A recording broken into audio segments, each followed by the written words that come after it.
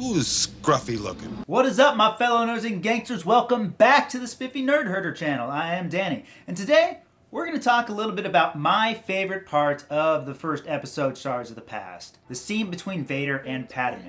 We're going to talk about her eyes and how we achieved the effect, but most importantly, we're going to delve deeper into the scene as a whole. Now, this scene was not in the first drafts of the script. It wasn't until Nikolai came on board that the three of us started determining that we really needed to see what Vader wanted, rather than having him just say it to Palpatine. Answer for your failure to save her. We knew this part had the potential to be shocking to audiences, and so we knew it needed to come after the moment that Vader killed Palpatine, because Vader Padme is the exact opposite tonally and emotionally, and so if it came then, it would have the greatest impact on the audience.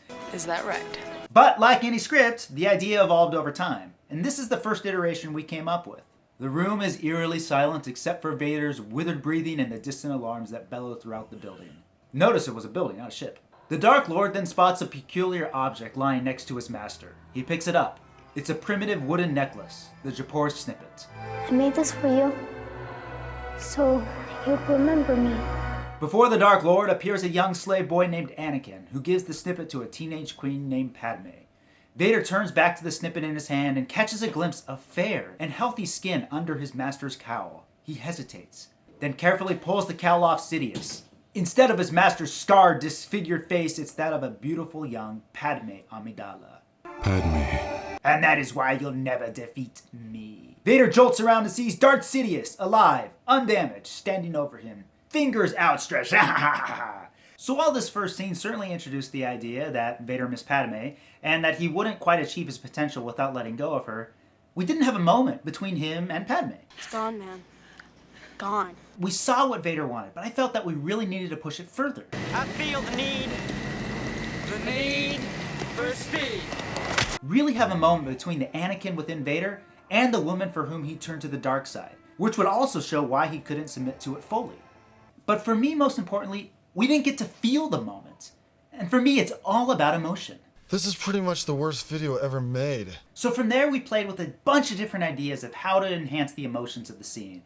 We played with him reaching out to her, but deciding not to as a symbol of his failure. Of him reaching out, but not being able to touch her. Pretty much every single idea under the sun until we came to what is currently in the film. Mind if I take a look?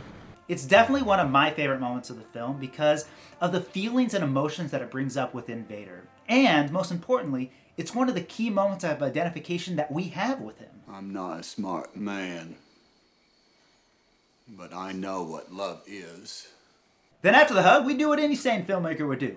We yank the audience away with the yellow eyes. The yellow eyes show that Palpatine will always control Vader, as long as Vader can't let go of the shards from his past. Vader will never achieve his true potential and defeat his master if he does not pledge yourself to the dark side fully, Lord Vader.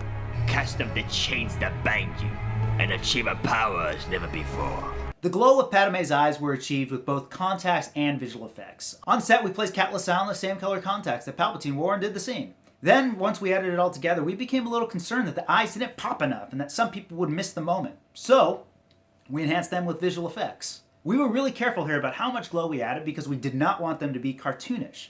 They had to pop, but not be ridiculous. And so we played around with different brightness levels until we achieved, I think, the optimal level.